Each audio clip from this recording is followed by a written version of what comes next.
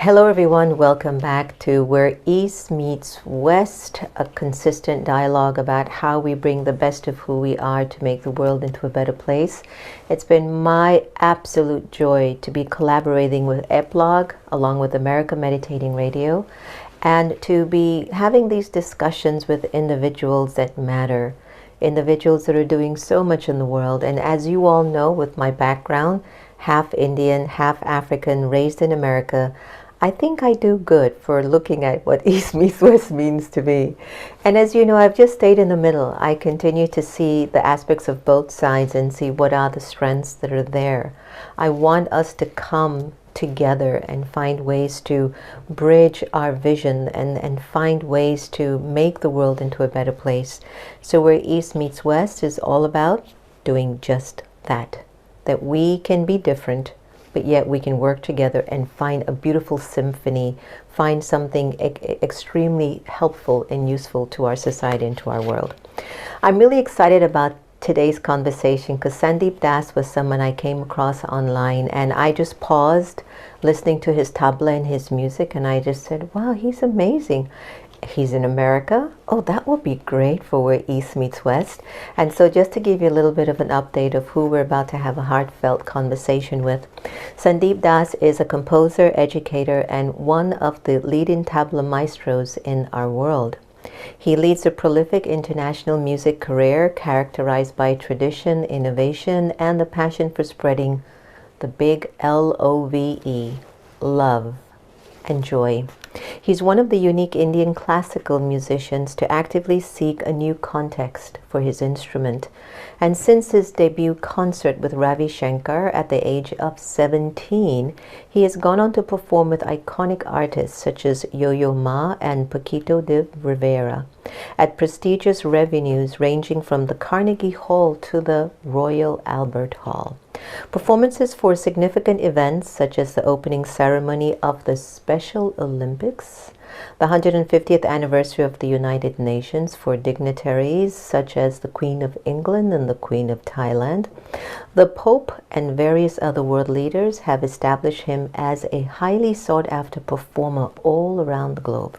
Sandeep frequently visits top institutions as an artist in residence and has composed several places that have received the international acclaim. He has made a musical and spiritual mission out of transporting the classical music of the native India to the West and around the world. Talk about a perfect individual for where East meets West. Welcome everyone, Sandeep Das. Sandeep, thank you so much.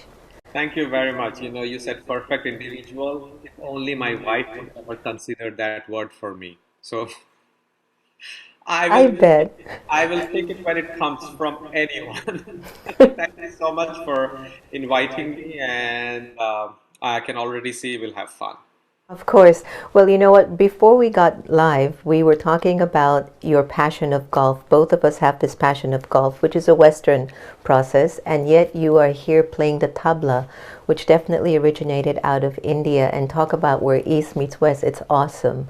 Tell me a little bit about these passions that you are living through, the tabla and golfing, tabla, a lot of golfing, quiet. It's like a beautiful balance of really two different entities. Great question. I would say both happen in my life by accident.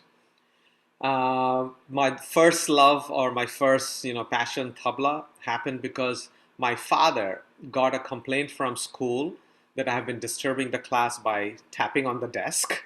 And when I'm asked to stop, I start tapping on with my feet. I was 7 years old, so my father went to the school and he was told that I should be taken to a doctor. I thought, oh my God, I go back home tonight, doctors, injections, whatnot. Yet when I reached home, my father, instead of being angry or upset at me, had a big smile on his face. And there was something on the coffee table. So I looked at that, looked at my father. I said, what are those? And my father said, that's a tabla. And your lessons start tonight. And he took me to my first guru, Shri Shiv Kumar Singh Ji. And then a few years later to my next guru, the Maestro Pandit Kishan Maharaj Ji. But that was love that was something that I fell in love with right away. So much so that I remember I couldn't wait for my school to end so that I could run back and play on that drum. Golf also similarly happened by accident. I was actually in Connecticut, in a small town called Norfolk. Between concerts, I have these lovely friends, Catherine Givers and John Fernandez, and we were sitting. They would always take me home between concerts, and we were sitting in his house, and he suddenly said, "Hey, Sandeep, you are from India. You play cricket, right?" So I said, "Yeah, I've played cricket." He says, "Okay, then come with me." And he took me to a golf driving range. I had never seen, of course, I had seen golf on television, but I had never seen a golf ball or a club, up front. And he gave me a club and he said, "Here's a ball, go hit it." And I hit, and he was like, "Oh my God, I knew you would be a natural." But that Same was thing the that happened to me. That's the same thing that happened to me when I was taken out for golf. I know the feeling. Yes, so like it was the beginning of, I call it the beginning of the end. I got infected with the golf disease, and yes, have been in love with both. I find tremendous similarities in both, playing the tabla and the golf, and I would be happy dying either playing tabla or playing golf. That's how much I love them both. That is so sweet. That is so sweet. Well, congratulations for being able to combine two so separate entities, but yet two that carry some sort of a spiritual fragrance. Hmm. You go into the music and you're taken away. You're taken away from that. You're transported into another space. So, in addition to like Indian classical music, you also incorporate other genres in your music. Can you tell us a little bit about how would you describe your musical style today? So, I was very fortunate that at the right time of my life, I have met the right people. And my biggest prayer has always been to God, not to make me famous, to make me rich. I'm not at all an ambitious person. So, no such prayers. My prayer always has been that don't shut my eyes, ears to my own mistakes. Keep them open when there is an opportunity to learn. So, meeting the right people at the right time. So, my second guru, or my guru that I had the longest journey with for 12 years, always, though he was a traditionalist, superstar legend, old school, yet he was very futuristic. He would always say, "Go look what's next. What can you do with this?" He once said, he taught me a composition and asked me to recite it. Like a couple of months later, I recited it and he said, "Next." And I said, "Oh, but Guruji, you only taught me one." And he said, "Oh, so you're sitting on it like a hen for the eggs to hatch? By now, my son, you should have made 10 out of that one, and those 10 would be yours." So, right from the beginning, my father, who had the vision to put me in that direction, my guru, who pushed me in the direction to look beyond, to keep finding things, that helped me. So, why I'm saying that is, when I'm talking about how my style is right now, when I play tabla, it doesn't matter if I'm playing with the New York Philharmonic or the Boston Symphony or with Yo-Yo Ma or with a rock star from China, I'm still playing pure Banaras style of tabla. So I'm not diluting what I play musically. Yet, what I have done is I have, as a stone rolling, I have gathered information for 3 decades of playing all over the world. I am not shy because my guru hasn't stopped me. Actually, he pushed me in letting those informations that I have gathered shape the direction or the flavor, or the joy that I want to spread with my music. So why I'm saying this is also sometimes people get confused, like, "Oh, he's playing Western music these days. Oh, he's playing fusion music." No, there's no such word as fusion music. I am still playing pure Indian tabla, but with information that I have gathered for these three decades or more of playing, so that I cannot be put in a box. You cannot say, "Oh, Sandeep plays tabla like this," or Sandeep's tabla sounds like this. I would rather be happy when I'm playing with Sister Jenna that everybody feels that I have all my life I have only played with Sister Jenna. That's my success. Or even Sister Jenna should feel when she's singing or playing the sitar that wow, it's Sandeep is playing with me for the first time, but it seems he has played me all my life. So that's my style. That my style should be such that whoever I'm playing with, the artists, the musicians, or whoever I'm playing for, the audience, they should feel that they have known me. They should feel that there is a connection, both ways, artist and audience. And as long as that connection is happening, there is happiness, there is joy. So, yeah, my style is. Can I just tell you Yes. how much what you have said resonates with me? Oh, wow. Because I think sometimes we put ourselves in boxes, and I'm not saying the path of an anomaly is very difficult because they're kind of a loner. They're the only mold out there. But because of them, they're also opening up people's minds and hearts to see things in a different way, to help people to get out of their limited belief systems and their attachments. And that's what you have done with your music. And one of the things that I've liked and what I was pulling from what you said is that basically I like the way you put it, you receive the information, but you still stay in your roots of your Benares, the music that comes from your culture. And so the fact that you know who you are, that sounds so much like me, Sandeep. Like deep in my spirituality, I know who I am, but I don't have to prove to you I'm spiritual. I'm just living and I'm enjoying everyone's life and the way everyone shows up here and there. And I think it's so important for us to understand that when we can see two sides of the spectrum, life becomes more tasteful and it becomes more musical and definitely more beautiful. Absolutely. Yeah. So some musicians say that they get inspired by God, the divine. Where does your inspiration come from? Not just the information, right? Sometimes when you're playing, do you sometimes stay with a particular tone that you have rehearsed, or when you go on stage, you allow that energy to take you over and then the music comes? What do you do? So, it's very funny.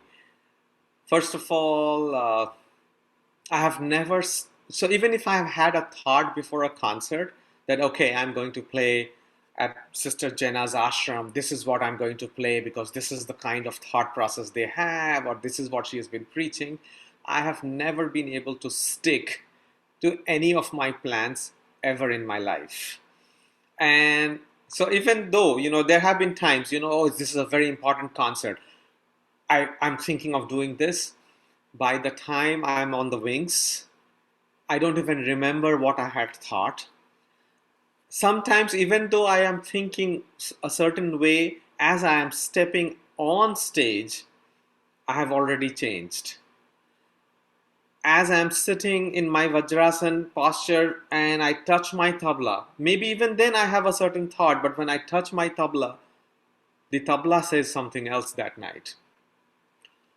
And so, it's very different than playing a Western score where everything's written down. So, our tradition kind of also pushes us in that way to be more present in the present. So the tone of the tabla could shape the concert that night. It's the vibes. I walk on stage and the audience tells me, that particular night, even if it's the same city, I have played concerts in the same hall, say 3 nights in a row. Every night the audience gives me a different message. Also, while I'm playing, as I'm playing, maybe I'm on a certain path. But to be a good musician, I think every good musician, again, doesn't matter which style they come from, unless you are able to get those signals, get those vibes. Through the concert, also, I'm constantly changing. So if you had asked me before the concert as I was leaving the hotel, I would have told you something. When I reached the venue, I would tell you something. Wings, I might tell you something. End of concert, I have also forgotten what I played. Sign of geniuses, isn't it? I mean, I wouldn't this. call myself a genius at all. I'm No, but very, true genius is that they catch the signal at the right time. I'm telling you, I don't know how many lectures I've done. It's thousands, okay? I have never once prepared for one. Never. me neither. Because you are absolutely right. When you get onto the stage, even just as you're walking in the backstage, and these thoughts in your personality are stirring around, the people's expectation as a vibration on you are also impacting you and stirring you. And then you get onto that stage, and it's just you, God, your talent, and the moment. And there's something very healing in that. Nowadays you're hearing a lot of people, Sandeep, talking about sound healing, that music can also be a very big part of the healing. Could you talk a little bit about some of the music that you do, and how you also feel that it is a form of healing? Mhm. As a child, I had a massive accident just before a concert. Probably I was 13 or 14 years old. So like my legs got hurt, and you know I was bleeding profusely. Still, I told my father. My father said, let's cancel the concert and the presenters too. And I said, no, but I want to play. I went up on stage. As you know, in Indian concerts, we wear a kurta and a pajama, so not a thick pant or anything. When I got off stage, my entire right leg, the pajama was red with blood, because the bleeding wouldn't stop, because I was also exerting myself. But I didn't feel any pain. I didn't feel any discomfort, and actually I felt better, and I healed faster. And I have always seen that if I'm running a temperature, if I'm feeling unwell, instead of popping a pill, if I just pull my instrument out and I play, that is my first and best medicine. Also, experiences like, I was once playing in a cathedral in Zurich, and I remember, it's one of those moments where I know I left my body, because everything was lined up in a way that I can't explain. Midway through the concert, I know I wasn't there, and I came back, and I was like, oh my god, I'm playing a concert, did I miss a beat? But when I looked around, the sitar player I was playing with, the audience, nobody had missed anything.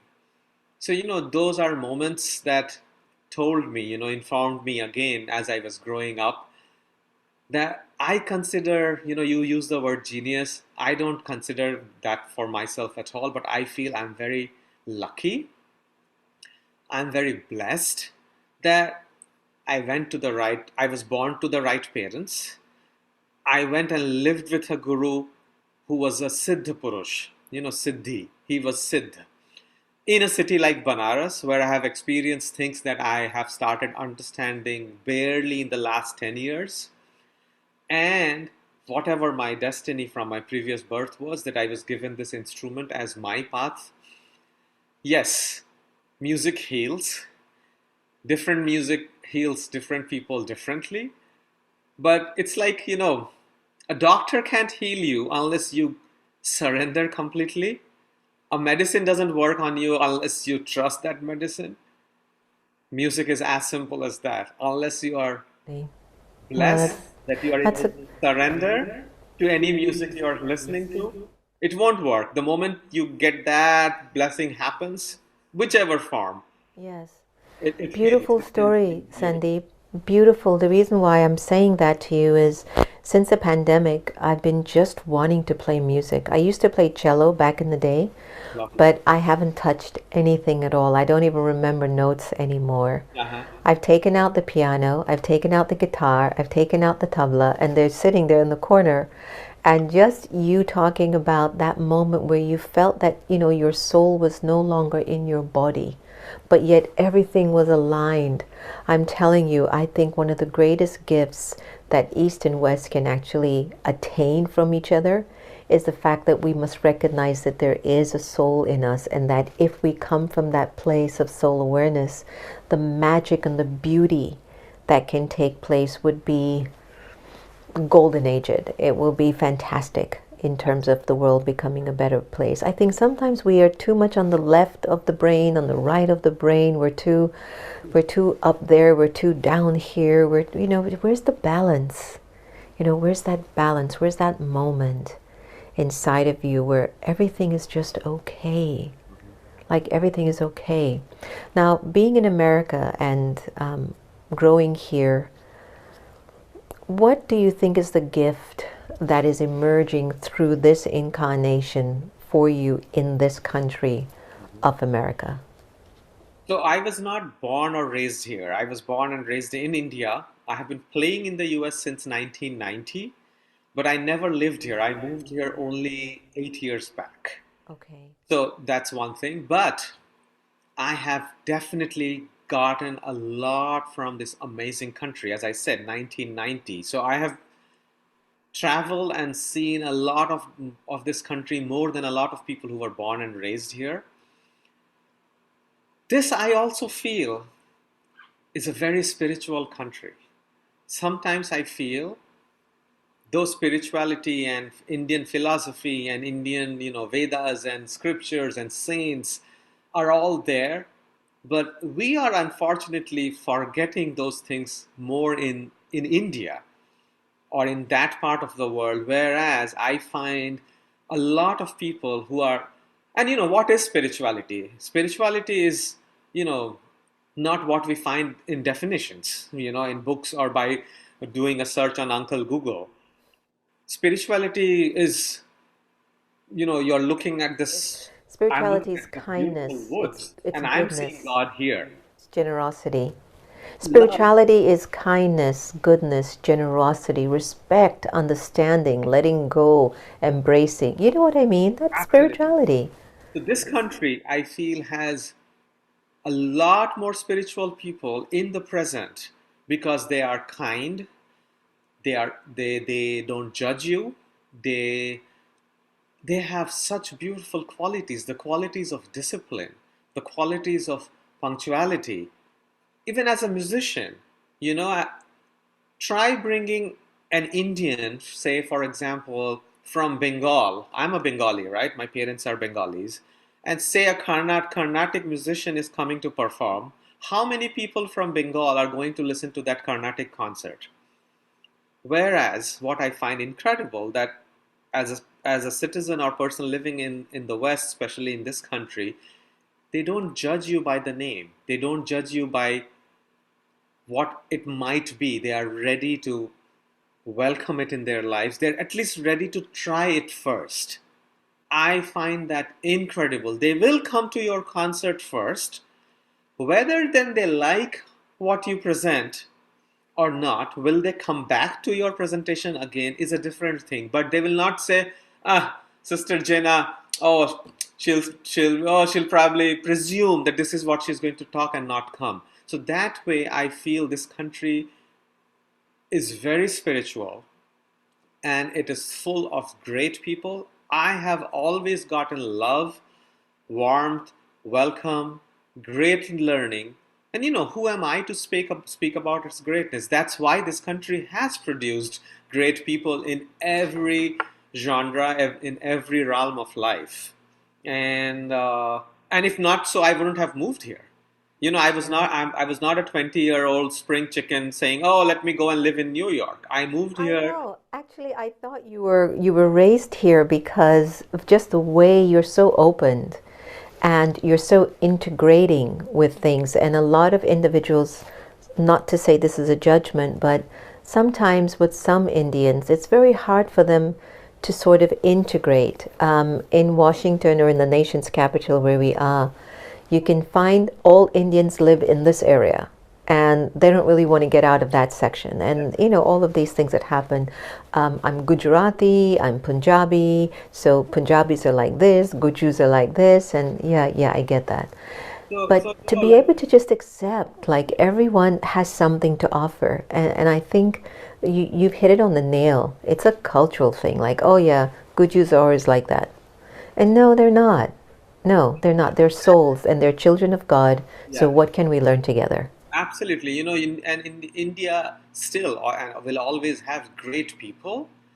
But I think the invasion of internet, the invasion of television, is, I feel, taking our youth in a wrong direction. We have great people. We have, lovely musician friends. Shubha Mudgal, she's a dearest Didi of mine, learned, deep. But how much is the society in general aware of what we have and what we should be pursuing? So from that point of view, this is a great country, and yeah, I don't think I can add more to what I said about this No, country. it was perfect. It was perfect. Look, you've started this organization called Harmony and Universality Through Music. Could you share with us a little bit about what it stands for and what you're doing with it? So it was inspired, I would say. So what the other great person that I met at the right time of my life is Yo-Yo Ma. you know the cello he plays is this much. It's an excuse for God, like it's like, oh, what does he do? He has to play something, he has to be human. He is so much more deeper, and so in my life I consider him to be the greatest human being that I have met. In the past 20 years he taught me how it is more important to be a good human being first, a musician second, and a tabla player last. So we were in Chicago, and I was walking with him for a very important press conference, and that's when this thought hit me that I have been with him for almost playing and touring with him for 20 years. Great ensemble called the Silk Road. What have I done to take this effort ahead? And the answer to myself was nothing. I go back to India, play golf, have a good time, and nothing. That inspired me to get up and say, you know what? Just playing good music is not enough. That was the moment that I started thinking about how can I do something which is not about me, which is not about creating something which I feed off of. So I went back home and I started thinking years back, when I had just started playing concerts in India. I had played a concert for the Spastic Society of India without knowing who I was playing for. It was just another gig. I was 20 years old. I'm getting a gig, Kamani Auditorium, New Delhi. Okay, this is the fee. Great. When I get up on stage, I see these two spastic kids coming up and giving me a bouquet. And I looked back and I looked at the banner behind me, and I realized that it was a fundraiser for the National Spastic Society. And something happened here. I took the bouquet, played the concert. I went off stage and I went to the lady and I said, you know what? She came with the check and I said, I'm sorry, I can't take this money. And she looked at me and she asked me why. I said, no, I didn't know. I cannot take money from these kids. She said, you know what? We have issued this check. So why don't you do this? Please take at least money for your gas and you send us a check back. So I said, okay, that makes sense. I go back, I send them a check. That was when I was 20. Hum happened when I was probably, 30, 40 years old, something like that. That memory came back. I was like, oh, you know what? This is it. God is now giving me the chance to do something. So hum literally stands for, harmony, universality through music. But I felt the more powerful acronym or meaning is hum. In Hindi means we. Hum also means humming in music, right? But for me, it was more the we. Like, what can we do together? I went out and contacted friends that would know, some kids that I could support on my own. Ended up in this visually, school for the visually impaired.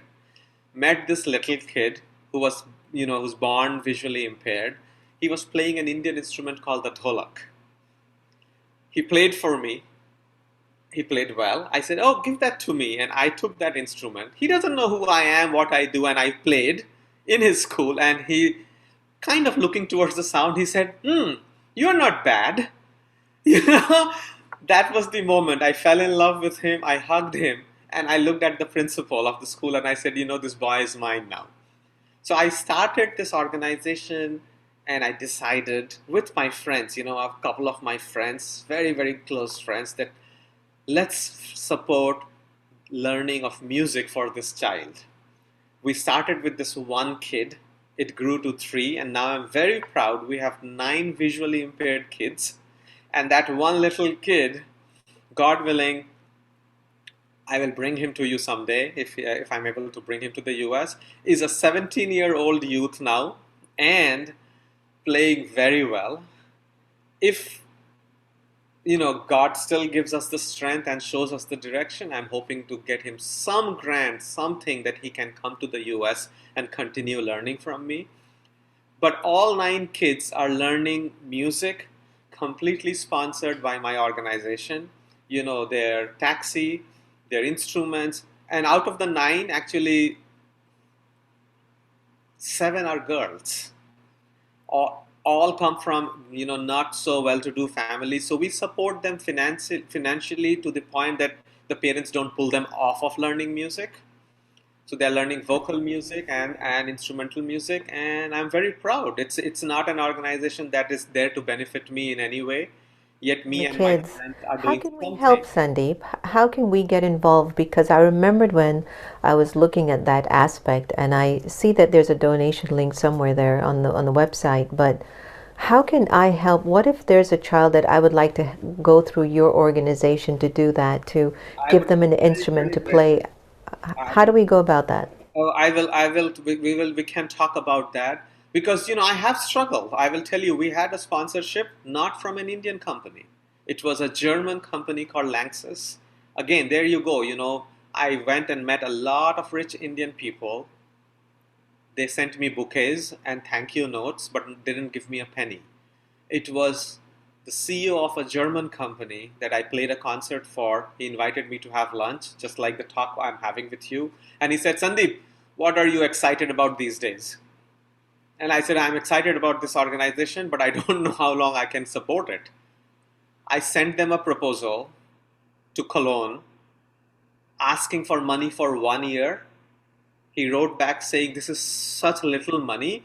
I don't want you coming back every year. Why don't we support you for 5 years?